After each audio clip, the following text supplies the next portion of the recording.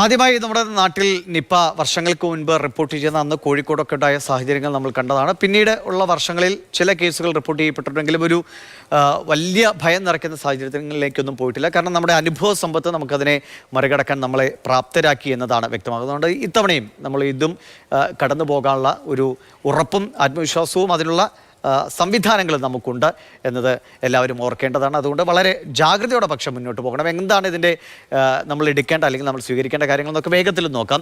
മൃഗങ്ങളിൽ നിന്നും മൃഗങ്ങളിലേക്ക് പകരുന്ന വൈറസാണ് നിപ്പ വൈറസ്. അതാണ് രോഗത്തിന് കാരണമാകുക. വവ്വാൽ, പന്നി തുടങ്ങിയ ജീവികളിൽ നിന്നും മനുഷ്യരിലേക്ക് പകരാം എന്നതാണ് കണ്ടെത്തിയിരിക്കുന്നത്. മനുഷ്യരിൽ നിന്ന് മനുഷ്യരിലേക്ക് പകരാം.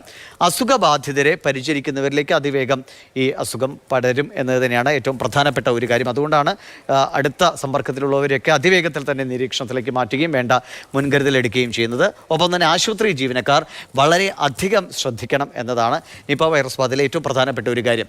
ഇതിൻ്റെ ഇനി രോഗലക്ഷണം എങ്ങനെയാണ് നമുക്ക് തിരിച്ചറിയാൻ കഴിയുക എന്നാണ്. ഇപ്പോൾ ഈ വൈറസ് നമ്മുടെ ശരീരത്തിലേക്ക് കയറി കഴിഞ്ഞാൽ ഏകദേശം ഒരു 4 മുതൽ 14 ദിവസം വരെ എടുക്കും ഇതിൻ്റെ ഒരു ലക്ഷണങ്ങൾ പ്രകടിപ്പിക്കാൻ. ഒരുപക്ഷെ അത് 21 ദിവസം വരെ ആകാം എന്നും ഡോക്ടർമാർ തന്നെ പറയുന്നുണ്ട്. പനി, തലവേദന, ബോധക്ഷയം ഇതൊക്കെയാണ് ലക്ഷണങ്ങളായി കണക്കാക്കാൻ കഴിയുക. ചിലർക്ക് ചിലപ്പോൾ തലവേദന, ഛർദി അങ്ങനെയുള്ള ചില ലക്ഷണങ്ങളും പ്രകടിപ്പിക്കാറുണ്ട്. സാധാരണഗതിയിൽ പനി, തലവേദന, ബോധക്ഷയം എന്നിവയാണ്. വളരെ വേഗത്തിൽ സ്ഥിതി ഗുരുതരമാകുമെന്നാണ്. അതായത് ഈ രോഗലക്ഷണങ്ങൾ കണ്ടാൽ 1-2 ദിവസത്തിനകം തന്നെ നമ്മളൊരു കോമയിലേക്കൊക്കെ പോകുന്ന സാഹചര്യം ഒരുപക്ഷെ ഉണ്ടായേക്കാം. അതിവേഗത്തിൽ നമ്മുടെ ശരീരത്തെ തകർത്ത് കളയുമെന്നതാണ് പ്രധാനപ്പെട്ട കാര്യം. ഇനി മുൻകരുതൽ എന്താണെന്ന് നോക്കാം. ചികിത്സ ഏറെ സങ്കീർണമാണ്, നമുക്കറിയാം.